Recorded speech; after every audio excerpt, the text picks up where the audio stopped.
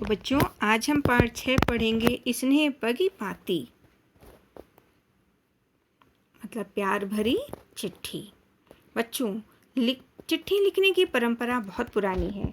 जब संचार माध्यमों का इतना विकास नहीं हुआ था, तब केवल चिट्ठी पत्री ही ऐसा माध्यम थी जिसके द्वारा अपने स्नेही जनों के हालचाल ले दे सकते थे। चिट्ठियों के आने के इंतजार का आनंद ईमेल, व्हाट्सएप के इस युग में कहीं खो सा गया है।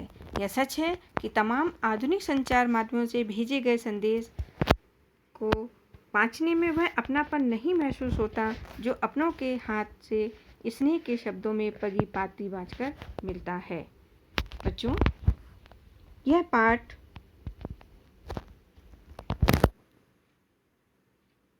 उषा वधवा द्वारा लिखा गया स्नेह पगी पाती एक विचारात्मक निबंध है, जिसमें बताया गया है कि आधुनिक संचार माध्यमों के विकास के बाद हाथ से लिखी स्नेह पगी पाती कहीं पीछे छूट गई है। लेखिका की पुत्री को जो पहले उन्हें लंबे लंबे पत्र लिखती थी, उनके जन्मदिन का कार्ड ढूंढने के लिए बाजार छान देती थी, अब ईमेल से पत्र लिखती है और ई कार्ड से ही शुभकामनाएं देती है। लेकिन इसमें लेखिका अपनेपन के स्पर्श को कभी यानी कि कमी महसूस कर रही है। लेखिका अपने बचपन को याद करने लगती है, जब डाकिये की भूमिका बहुत महत्वपूर्ण होती थी। घर का प्रत्येक सदस्य उसकी प्रतीक्षा में रहता था। कोई जरूरी सूचना देनी हो तो तार भेजे जाते थे, लेकिन अब तो तार महकमा ही बंद कर दिया गया है। पहले टेलीफोन और फिर मोबाइल क्रांति ने चिट्ठी की परंपरा को लगभग समाप्त ही कर दिया है, लेकिन अपना के स्नेह से भीगे उन अक्षरों को पढ़ने का सुख टेलीफोन और मोबाइल के संदेशों में लेखिका को नहीं मिलता है। तो चलिए इस पाठ को हम पढ़ते हैं। जन्मदिन की सुबह मैंने अपना ईमेल बॉक्स खोला तो उसमें विदेश में रहने वाली अपनी बिटिया का शुभकामनाओं वाला कार्ड मिला। एकदम सही दिन और सही समय। मैं कुछ देर उसे देखती रही और फिर वह कंप्यूटर स्क्रीन से गायब हो गया। मैं अपने माउस के एक क्लिक से उसे दोबारा स्क्रीन पर ला सकती हूँ। चाहूँ तो प्रिंट भी निकाल सकती हूँ, पर क्या उसमें अपनी बिटिया के हाथों का वह स्पर्श महसूस कर पाऊंगी जो उसके अब तक के भेजे कार्डों में महसूस करती रही हूँ। उसने यह कार्ड स्वयं ही भेजा है अथवा अपनी अति व्यस्त जिंदगी के कारण अपने सेक्रेटरी से ही भेजने को कह दिया है। यह भी निश्चित नहीं। कार्ड के नीचे उसके स्वयं के हस्ताक्षर तक तो है नहीं। कुछ समय पूर्व तक वह मेरे लिए उपयुक्त कार्ड ढूंढने के लिए बाजार खंगाल डालती थी। छिपी इबारत में जो कमी रह जाती वह स्वयं जोड़कर पूरा करती। इस तरह वह पूरी तरह से भरा कार्ड कभी मुझे जन्मदिन से 1-2 दिन पहले मिल जाता, कभी जन्मदिन बीत जाने के पश्चात, पर वे सारे कार्ड आज तक मेरी अलमारी में सजे कर रखे हुए हैं, किसी अनमोल धरोहर की तरह। आजकल वह पत्र भी ईमेल से ही भेजती है। कोई काटा-पीटी नहीं, हिज्जों की कोई गलती नहीं, एकदम साफ सुथरे। उसे पत्र लिखने का हमेशा से ही शौक रहा है। लंबे लंबे रोचक ढंग से लिखे पत्र। उसके पत्र इतने लंबे हुआ करते कि ऊपर नीचे हाशिए पर कुछ भी जगह ना छूटती, नाम लिखने तक की भी नहीं। पर इससे क्या, मैं तो दूर से देखकर उसका पत्र पहचान सकती हूँ। कभी कभी उसके पत्रों पर चॉकलेट, टॉफ़ी या मक्खन के चिकने निशान होते। मैं कल्पना करती कि पत्र लिखने के लिए उसने अपनी नन्ही बिटिया को इन्हीं चीज़ों से फुसलाया होगा और बिटिया ने धैर्य चूक जाने पर अपनी माँ का ध्यान आकर्षित करने की कोशिश में कागज़ को ही पकड़ लिया होगा। मैं उन निशानों पर अपना हाथ स्नेह से फिराकर उन गदगदे हाथों का स्पर्श महसूस करने का प्रयत्न करती। हाथ से लिखे उन पत्रों में लिखने वाले हाथों का स्पर्श हुआ करता था। मिठास और गर्माहट होती थी। बहुत कुछ अनलिखा भी बाज लिखा जाता। हाईटेक जीवन शैली के इस युग में स्क्रीन पर उभर आए इन शब्दों की चाहे तो मेल पढ़ लो, चाहे समाचार पत्र, दोनों ही सिर्फ संदेशवाहक होते हैं। बस हमारे बचपन में डाकिये का आगमन दिन भर का सबसे अहम हिस्सा होता था। दिन में 3 बार आता था डाकिया। डाक डालते समय अपने साइकिल की घंटी बजाता। बाहर से लौटता हर सदस्य एक बार लेटर बॉक्स में झांक अवश्य लेता।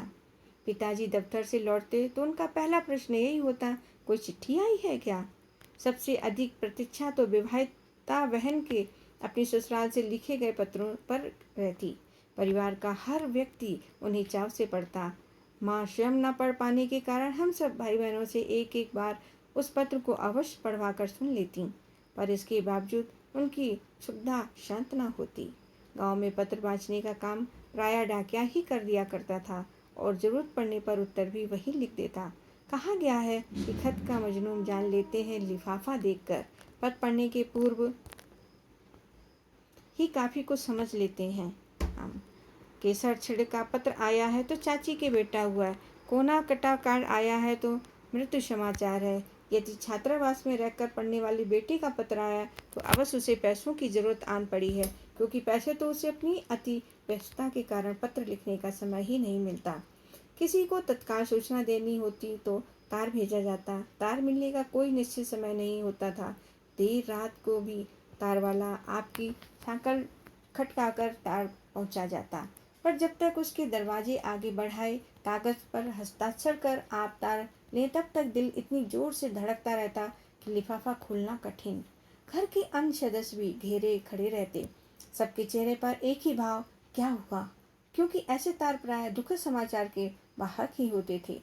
हाँ, विवाह, पुत्र जन्म इत्यादि के मुबारकी तार भी हुआ करते थे, पर वे तो ऐसे अवसरों पर ही आते। रंग बिरंगे फूलों वाले इन तारों के नंबर निर्धारित थे, अतः अवसर विशेष पर आए इन सबकी इबारत एक सी रहती, बस प्रेषक का नाम ही मायने रखता। जब से सुना है कि तार भेजने का महकमा समेट दिया गया है, लगता है जैसे अपनी कोई बहुत प्रिय वस्तु खो गई है। टेलीफोन में पहले तो तार का स्थान पकड़ा, आपके घर में नहीं है, पड़ोस पड़ोस में तो होगा, अतः आवश्यक सूचना वहीं दे दी जाती। धीरे धीरे टेलीफोन की संख्या और प्रभाव बढ़ने लगा। हर घर में टेलीफोन है, उठाओ और बात कर लो। उत्तर भी संग ही मिल जाता है। यह संदेश नहीं रहता है कि तार अथवा पत्र पहुंचा कि नहीं। मोबाइल में आकर तो क्रांति ही कर डाली है। विश्व के किसी भी कोने में रहते स्वजन से 24 घंटे जुड़े हैं आप।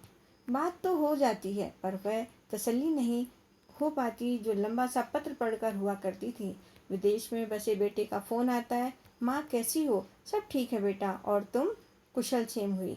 खबरों का आदान प्रदान हुआ और बस टेलीफोन रख देने के बाद याद आता है, फला बात पूछना तो भूल ही गई, यह बात बतानी तो रह ही गई।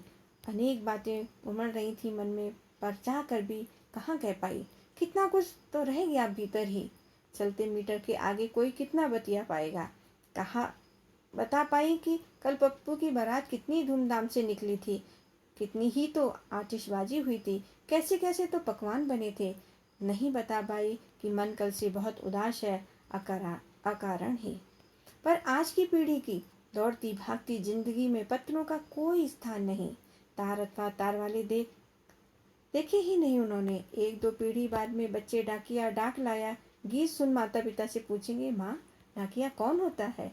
सच है, प्रगति जब तेज रफ्तार से आगे बढ़ती है तो बहुत कुछ किनारों पर ढकेलती चलती है। ऐसे ही किसी किनारे पर छूट गई है इस बार स्नेह पगी पाती भी। लेखिका का परिचय है। उषा बगवा का जन्म 3 सितंबर 1939 में हुआ। इन्होंने इतिहास में एमए किया है। हिंदी के अलावा अंग्रेजी में भी लेखन किया है। फारसी और उर्दू भाषा का भी इन्हें ज्ञान है। हिंदी की अनेक पत्रिकाओं में इनके लेख और कहानियां छप चुके हैं। इनकी कहानियों का एक संकलन भी प्रकाशित हुआ है, जिसमें वे 5 कहानियां पुरस्कार प्राप्त कर चुकी हैं। प्रश्न है, जन्मदिन की सुबह लेखिका को क्या मिला? इसका उत्तर है, जन्मदिन की सुबह लेखिका को विदेश में रहने वाली अपनी बिटिया का शुभकामनाओं वाला कार्ड मिला। दूसरा प्रश्न है, लेखिका ने अनमोल धरोहर किसे कहा है? इसका उत्तर है, लेखिका ने अपने जन्मदिन पर बिटिया द्वारा भेजे गए कार्डों को सहेज कर रखा है, उन्हें ही अनमोल धरोहर कहा है। हमारा तीसरा प्रश्न है, तार किन किन अवसरों पर भेजे जाते थे और क्यों? इसका उत्तर है, दुखद अवसरों पर, विवाह या पुत्र जन्म आदि पर तत्काल सूचना देने के लिए तार भेजे जाते थे। क्योंकि तार सबसे कम समय में संदेश पहुंचाता था।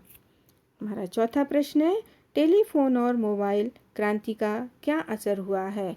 इसका उत्तर है, टेलीफोन और मोबाइल क्रांति का यह असर हुआ है कि विश्व के किसी भी कोने में रहने वाले स्वजन से 24 घंटे जुड़े रहना संभव हो गया है। चिट्ठी पहुंचने ना पहुंचने का कोई संदेह नहीं, बस फोन उठाओ और बात कर लो। पांचवा प्रश्न है, मैं तो दूर से ही उसका पत्र पहचान सकती हूँ, लेखिका ऐसा क्यों कहती हैं? इसका उत्तर है, लेखिका की बिटिया के पत्र पूरी तरह भरे हुए होते थे और उन पर चॉकलेट मक्खन के निशान भी होते थे, जिन्हें देखकर लेखिका दूर से ही अपनी बिटिया का पत्र पहचान लेती थी। अगला प्रश्न है, बिटिया द्वारा भेजे गए जन्मदिन कार्डों में पहले और अब लेखिका का अंतर महसूस करती है। अब लेखिका क्या अंतर महसूस करती है? इसका उत्तर है, पहले लेखिका की बिटिया उनके लिए जन्मदिन का कार्ड ढूंढने के लिए बाजार छान देती थी।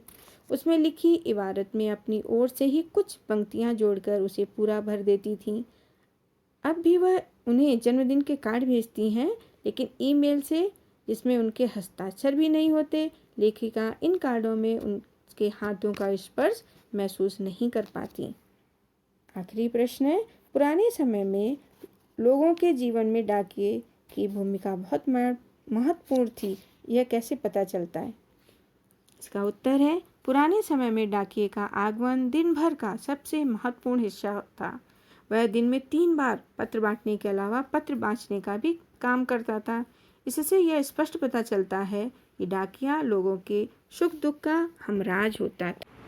तो आशा है कि ये पाठ आपको अच्छी तरह से समझ में आ गया होगा।